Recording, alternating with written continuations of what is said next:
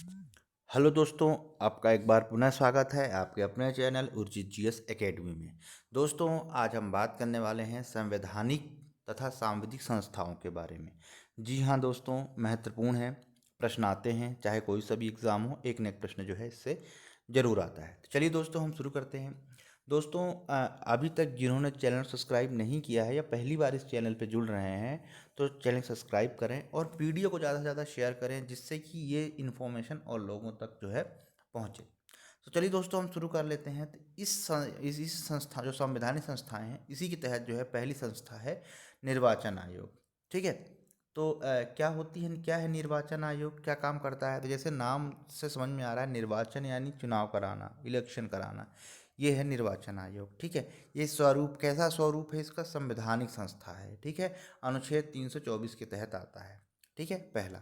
दूसरा पॉइंट ये कहता है संरचना क्या होती है, यानी इसमें कौन कौन लोग होते हैं। तो दोस्तों, इसमें एक अध्यक्ष होता है और 2 सदस्य होता है। पहले एक सदस्यीय संस्था थी, लेकिन बाद में जो है कुछ ऐसी रीज़न बने जिसके तहत जो है इसको एक से ज़्यादा जो है इसमें लोग शामिल किया गया, यानी एक अध्यक्ष है और 2 सदस्य मिलकर जो है ये संरचना है इसकी, बहुसदस्यीय हो गई। ठीक है। नियुक्ति राष्ट्रपति के द्वारा की जाती है और त्यागपत्र भी राष्ट्रपति को ही ये लोग सौंपते हैं। ठीक है।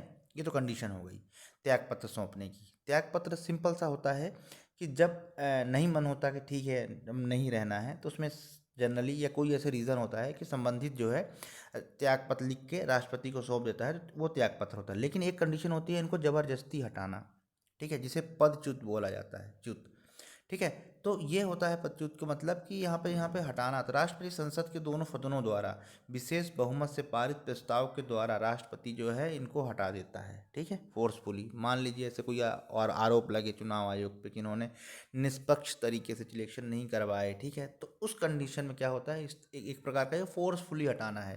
तो उस कंडीशन में क्या होता है, राष्ट्रपति महोदय क्या करते हैं, संसद के दोनों सदनों द्वारा विशेष बहुमत द्वारा पारित प्रस्ताव पर जो है ये हटा दिया जाता है। ठीक है, दोनों सदनों यानी लोकसभा राज्यसभा दोनों सदन की बात हो रही है यहाँ पे। ठीक है, चलिए आगे देखते हैं। इनके सेवा शर्तें कौन निर्धारित करता है? ठीक है, तो वो भी राष्ट्रपति के द्वारा निर्धारित होता है, ध्यान रखिएगा। संसद निर्धारित नहीं करती, ऑप्शन में संसद भी रहता है। ठीक है। तो इनकी जो सेवा शर्तें हैं, इनकी मतलब चुनाव आयोग की बात चल रही है, तो इनकी सेवा शर्तें राष्ट्रपति द्वारा निर्धारित की जाती है। कार्यकाल 6 वर्ष होगा या 65 वर्ष की आयु जो भी पहले तक होगा तक ये होंगे, है ना। ठीक। नेक्स्ट है आयोग द्वारा संसद। अब ये किस किस का चुनाव करवाते हैं, यहाँ इंपॉर्टेंट है। इंपॉर्टेंट इसलिए है क्योंकि कुछ नगरीय चुनाव भी होते हैं, पंचायत के भी चुनाव होते हैं, नगर पालिका नगर निगम, इनके पर इनके चुनाव नहीं करवाती है, ध्यान रखना। चुनाव आयोग तो किसके करवाती है? चुनाव आयोग द्वारा संसद, राज्य विधानमंडल, राष्ट्रपति व उपराष्ट्रपति पदों का संचालन, निर्देशन व नियंत्रण करती है। संसद, ठीक है, विधानमंडल यानी जो अभी हाल ही में मध्य प्रदेश, छत्तीसगढ़, राजस्थान जो चुनाव हुए ना, मणिपुर में, तेलंगाना में, यानी 5 राज्यों में चुनाव हुए हैं। ये चुनाव जो है कौन करवा रहा है? चुनाव आयोग करवा रहा है। ठीक है। और जिसे हम राज्य विधानमंडल कह रहे हैं, राष्ट्रपति हो गए, उपराष्ट्रपति के पद हो गए उनके लिए, राष्ट्रपति उपराष्ट्रपति के द्वारा के संचालन, निर्देशन और नियंत्रण किया जाता है। ठीक है। अब यहाँ पर नोट नोट बहुत इंपॉर्टेंट होते हैं, जो खास पॉइंट्स होते हैं इसको नोट बना के मैं यहाँ पे आप लोगों के लिए लेके आया हूँ। उम्मीद करता हूँ आप लोगों के लिए अच्छा होगा। तो निर्वाचन आयोग पंचायतों, नगर निगम चुनाव आयोग द्वारा संपन्न नहीं कराया जाता है। ठीक है, नहीं कराया जाता। इसके लिए एक जो 73वां संविधान संशोधन हुआ है उसके तहत जो है आयोग का गठन किया गया है, उसके द्वारा कराया जाता है। ठीक है। आयोग के वेतन भत्ते सर्वोच्च न्यायालय के न्यायाधीश के समान होता है। तो ये है निर्वाचन आयोग मोटा मोटा। ठीक है, एग्जाम में इसी संबंधित पूछा जाता है। ठीक है, इतना कि कार्यकाल कौन हटा सकता है, कौन क्या कर सकता है। ठीक है। अब कभी कभी क्या होता है, चुनाव आयोग से डायरेक्ट क्वेश्चन ना पूछ के ये भी पूछा जाता है कि संबंधित 5 राज्यों में जो इलेक्शन हुए हैं, ठीक है, तो उन राज्यों की सीटें पूछी जा सकती है। ठीक है। सीटों के अलावा कुछ ऐसे ऐसे होता है जो बहुत प्रसिद्ध सीट होती है, उसके बारे में पूछ सकता है। तो ये चीज़ें जो है पूछी जाती हैं। अब जो अगला है संघ लोक सेवा आयोग यानी यूपीएससी, जिसे हम कहा जाता है यूपीएससी। ठीक है। स्वरूप कैसा है? संवैधानिक है। संरचना क्या है? एक अध्यक्ष है तथा, ये तथा है। कम से कम 10 सदस्य होते हैं, यानी एक अध्यक्ष होता है और सदस्य कितने 10 होते हैं। नियुक्ति राष्ट्रपति के द्वारा की जाती है। इनका कार्यकाल भी 6 वर्ष या 65 वर्ष की आयु जो भी पहले हो तक रहता है। इसका मतलब है कि वो अपना 6 वर्ष तक कार्य कर सकते हैं, 6 साल तक पद पर रह सकते हैं, या उनकी आयु 65 वर्ष हो जाए तो भी दोनों कंडीशन में से एक कंडीशन ही फुलफिल होती है, ठीक है, तक कार्य करते हैं। वार्षिक प्रतिवेदन जो एक रिपोर्ट होती है वो राष्ट्रपति को सौंपते हैं, ठीक है। सेवा शर्तें का निर्धारण राष्ट्रपति के द्वारा किया जाता है। वार्षिक प्रतिवेदन यानी क्या हो गया, जो अपनी रिपोर्ट होती है, यूपीएससी अपनी एक रिपोर्ट जारी करता है, बनाता है प्रतिवर्ष, इसमें क्या और बदलाव करने चाहिए, ठीक है, यूपीएससी में, और क्या नहीं करने चाहिए, ये सारी चीज़ें, एक इसको घटाना है या बढ़ाना है, तो ये सारी एक प्रतिवेदन होता है जो कि राष्ट्रपति को सौंपता है। राष्ट्रपति जो है इसको फिर संसद के पटल पर जो है रखवाता है, ठीक है। अब त्यागपत्र, यहाँ त्यागपत्र की बात आई, त्यागपत्र जो है वो राष्ट्रपति को सौंपते हैं। जैसा कि मैंने बताया, राष्ट्रपति को त्यागपत्र, यानी कोई सदस्य हो या अध्यक्ष हो अपने पद पर नहीं रहना चाहते तो सिंपल सा है, त्यागपत्र जो है राष्ट्रपति को दे दे। पर कुछ ऐसी कंडीशन होती है कि सदस्य और राष्ट्रपति जो है, सदस्य और अध्यक्ष को कदाचार ठीक है के कारण उसे भी पद से हटा सकता है। पर हटाता कैसे है, इसके लिए कंडीशन है कि राष्ट्रपति इस मामले को सर्वोच्च न्यायालय को भेजता है। किसको भेजता है, सर्वोच्च न्यायालय को, यानी सुप्रीम कोर्ट को भेजता है। और सुप्रीम कोर्ट अगर सुप्रीम कोर्ट बर्खास्त करने की सलाह देता है तो राष्ट्रपति न्यायालय की सलाह मानने के लिए बाध्य है। कहने का मतलब कि जब यूपीएससी के सदस्य या अध्यक्षों पर कदाचार का आरोप लगता है तो उसको राष्ट्रपति क्या करता है, सुप्रीम कोर्ट को भेजता है, और सुप्रीम कोर्ट उसकी जांच करती है। और जांच करने के बाद यदि राष्ट्रपति को कहती है कि हाँ, इन पे जो है जो आरोप लगाए गए हैं वो सही है, तो राष्ट्रपति जो है उनको हटा देते हैं। यहाँ पर एक इम्पोर्टेंट चीज़ ये है कि राष्ट्रपति जी जो है सुप्रीम कोर्ट की सलाह मानने के लिए बाध्य हैं, ठीक है, यानी हटाने के लिए अगर वो कहता है तो उनको हटाना पड़ेगा, बाध्य है। तो राष्ट्रपति न्यायालय सलाह मानने के बाध्य है और आयोग के अध्यक्ष सदस्यों को पद से हटा दिया जाता है, ठीक है। संघ लोक सेवा आयोग के कार्य क्षेत्र का विस्तार कर सकती है संसद। इनके जो कार्य क्षेत्र है, क्या कार्य करना है, और आगे बढ़ा सकती है और कुछ कम कर सकती है, वो कौन करेगी, पार्लियामेंट, संसद कर सकती है। आयोग के अध्यक्ष व सदस्यों का वेतन भत्ते संचय भारत संचित निधि पर जो है भारित हैं, ठीक है, उनको भारत उन्हीं से जो है दिए जाते हैं। तो किस पे भारित है, संचित निधि पे, ठीक है। भारत का अध्यक्ष अपने कार्यकाल के बाद, यानी जो आयोग है, आयोग बोले तो यूपीएससी का जो अध्यक्ष है, अपने कार्यकाल के बाद भारत व राज्य सरकार के अधीन किसी और नौकरी का पात्र नहीं होगा, यानी कहीं भी जॉब नहीं कर सकता, चाहे केंद्र के स्तर पे हो या राज्य के स्तर पे हो, ठीक है। ये चीज़ भी ध्यान रखिएगा, ठीक है। आयोग के जो सदस्य हैं अपने कार्यकाल के बाद संघ लोक सेवा आयोग के अध्यक्ष बन सकते हैं, क्योंकि वो तो सदस्य हैं तो अध्यक्ष तो बन ही सकते हैं, या इसके अलावा किसी भी अन्य राज्य लोक सेवा आयोग के केवल अध्यक्ष बन सकते हैं, ठीक है। कहने का मतलब कि जो यूपीएससी के सदस्य हैं वो यूपीएससी के अध्यक्ष बन सकते हैं, या किसी और दूसरे स्टेट के आयोग के, जैसे मान लीजिए एग्जाम्पल तौर पे एमपीपीएससी, तो एमपीपीएससी के वो अध्यक्ष बन सकते हैं, ना कि सदस्य नहीं बन सकते, ठीक है। तो ये चीज़ भी जो है ध्यान देने की है, ठीक है, अध्यक्ष बन सकते हैं। इसके बाद जो है फिर नियुक्ति पात्र परंतु भारत सरकार, ठीक है, इसके अलावा जो है कहीं भी नियुक्ति के पात्र वो भी सदस्य भी नहीं होंगे, ठीक है। आयोग का अध्यक्ष सदस्य दूसरे काल के लिए पुनर्नियुक्ति के पात्र नहीं है, ये बहुत इंपॉर्टेंट है, ये जान लीजिए अच्छी तरह से। आयोग का अध्यक्ष सदस्य एक बार बन गए तो दूसरी बार फिर से नहीं बनेंगे, यानी पुनर्नियुक्ति के पात्र नहीं होंगे। चलो उनका कार्यकाल बढ़ा दिया जाए, दूसरी बार फिर से नियुक्त कर दिया जाए, ये ऐसा नहीं होगा, ठीक है।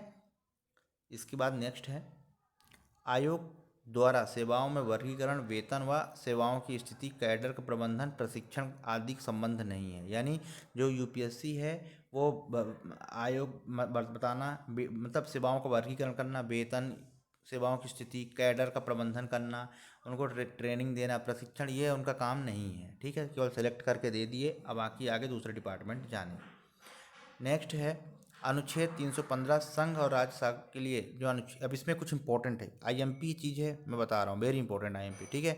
क्यों, क्योंकि इसके जो अनुच्छेद है वो इंपॉर्टेंट है। तो अनुच्छेद जो है 315 में जो संघ है, केंद्र और राज्यों के लिए एक यूपीएससी आयोग का जो है क्या है, प्रावधान करता है, ठीक है।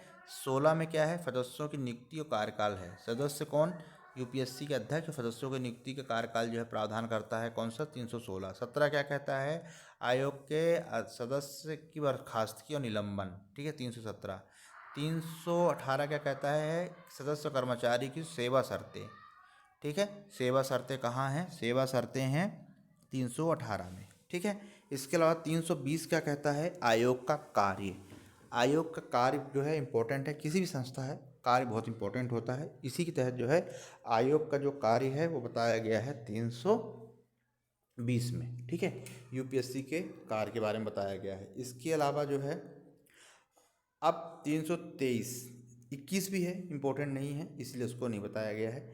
आयोग जो है 323, आयोग का प्रतिवेदन जो कि राष्ट्रपति को सौंपता है आयोग अपना वार्षिक प्रतिवेदन, वो किस में है, वो है 320 में।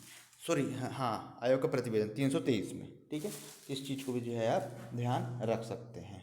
चलिए आगे देखते हैं। अब अगला है राज्य की जो, जैसे कि हमने पढ़ा 315 में कि संघ, केंद्र और राज्य में एक लोक सेवा आयोग होगी, उसी तरह जो है राज्यों के बारे में हम पढ़ लेते हैं। ठीक है, तो राज्य लोक सेवा आयोग, ठीक, स्वरूप कैसा है, संवैधानिक है, नियुक्ति राष्ट्रपति करते हैं। संघ लोक सेवा आयोग के जो अध्यक्ष हैं उनकी नियुक्ति राष्ट्रपति के द्वारा की जाती है। सॉरी, यहाँ शायद कुछ गलत हो गया है, नियुक्ति राज्यपाल के द्वारा की जाती है लेकिन हटाया राज्य हो जाता है। ठीक है, यहाँ थोड़ा सा आप देख लीजिएगा, देखना कुछ नहीं है, स्वरूप संवैधानिक है। ठीक है, नियुक्ति राज्यपाल के द्वारा की जाती है। ठीक है, गवर्नर जिसे कहा जाता है उनके द्वारा नियुक्ति की जाती है। ठीक है, इसके बाद जो कार्यकाल है 6 वर्ष या 62 वर्ष की आयु जो भी हो तक रहता है। सेवा शर्तें राष्ट्रपति के द्वारा निर्धारित किया जाता है। वार्षिक प्रतिवेदन संबंधित राज्यों के राज्यपाल को दिया जाता है। ठीक है, राज्यपाल को दिया जाता है। हटाना या पदच्युत करना राष्ट्रपति के द्वारा है, ये इंपॉर्टेंट है। ठीक है, इम्पोर्टेंट इसलिए है क्योंकि उनको नियुक्ति तो राज्यपाल करते हैं लेकिन हटाता कौन है, हटाते कौन है, राष्ट्रपति महोदय हटाते हैं, इसलिए इसको ध्यान रखिएगा।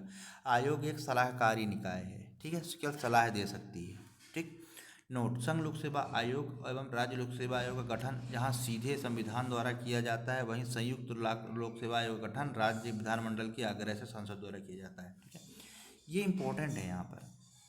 ठीक है, इम्पोर्टेंट क्यों है, इम्पोर्टेंट क्यों है दोस्तों, इम्पोर्टेंट इसलिए भी है, एक मिनट,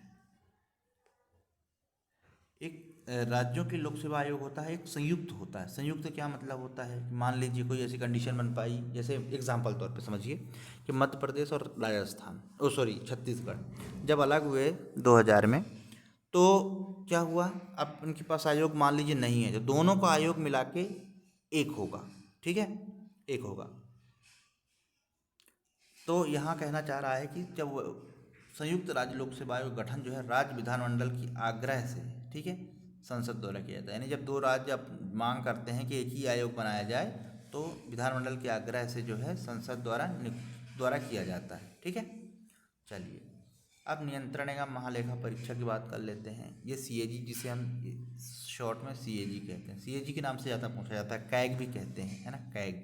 स्वरूप संवैधानिक निकाय है, 148 में जो है इनके बारे में वर्णित किया गया है। ठीक है, नियुक्ति राष्ट्रपति के द्वारा की जाती है ना, नियुक्ति राष्ट्रपति के द्वारा की जाती है। कार्यकाल 6 वर्ष या 65 वर्ष की आयु जो भी पहले हो तक रहता है। यानी चुनाव आयोग होगा, यूपीएससी होगा और सीएजी होगा, इनके कार्यकाल सेम है। ठीक है, वहीं राज्य लोक सेवा आयोग के सेम नहीं है, 62 वर्ष या 6 वर्ष।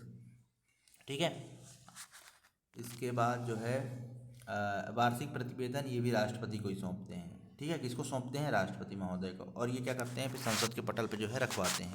सेवा शर्तों का निर्धारण राष्ट्रपति करते हैं, यानी जो इनके जो भी सेवा शर्तें हैं कैग की, उसका निर्धारण भी जो है कौन, राष्ट्रपति महोदय ही करते हैं।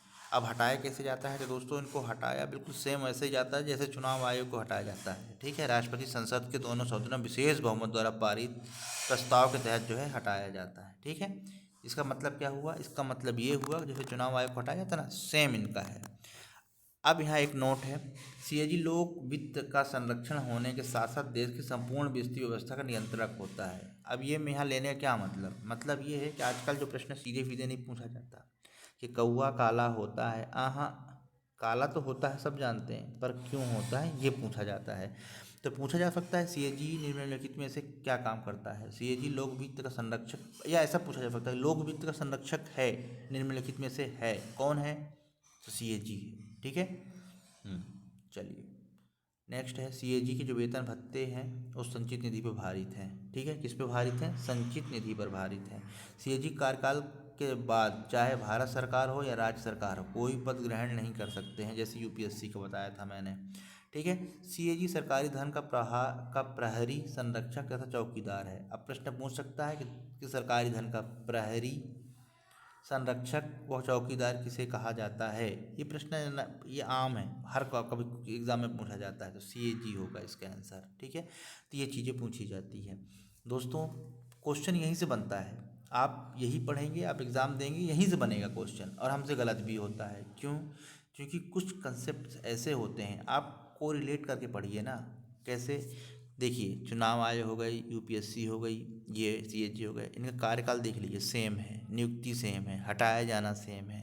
ठीक है, बस यूपीएससी का हटाया जाना अलग है, बाकी उनका सेम है। तो आप ऐसे कोरिलेट करेंगे ना तो कभी भी जो है गलत होगा ही नहीं। अमूमन क्या है कि बहुत सारे प्रश्न सिंपल से प्रश्न गलत हो जाते हैं। क्यों गलत हो जाते हैं? इसलिए गलत हो जाते हैं कि वो, एक तो क्या होता है कि एग्ज़ाम में, जब एग्ज़ाम सेंटर में हम बैठते हैं तो एक कहा जाए तो दिमाग जो है ना दो हिस्सों में बटा होता है। ठीक है, जब दिमाग दो हिस्सों में बटा होता है तो हम उस चीज़ को क्या है कि आधा दिमाग दूसरी तरफ होता है, जिस कारण जो है हम वहाँ पर देखिएगा कुछ कभी कभी ऐसा होता है कि क्वेश्चन बहुत आसान है लेकिन हम क्या कर रहे हैं, अरे ए होगा कि बी होगा, तो इस तरह से दो दिमाग उसमें बटा होता है। ठीक है, तो इसलिए जो है गहराई से इन सब चीज़ों को पढ़िए।